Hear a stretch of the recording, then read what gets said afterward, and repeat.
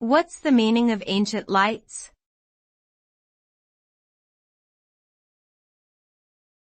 Ancient lights.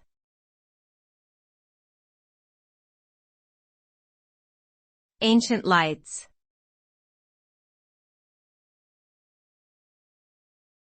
Ancient lights.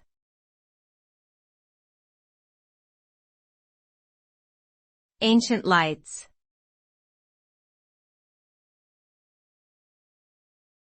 Ancient lights.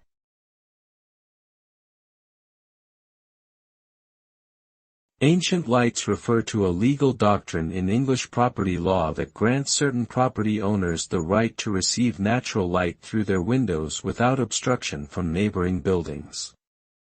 This right is considered an easement and is recognized by courts as a form of private property right. The purpose of this doctrine is to protect property owners' access to sunlight and prevent the unreasonable blocking of light by other property owners. If a property owner's ancient lights are obstructed, they may have a legal claim for damages or an injunction to prevent further obstruction.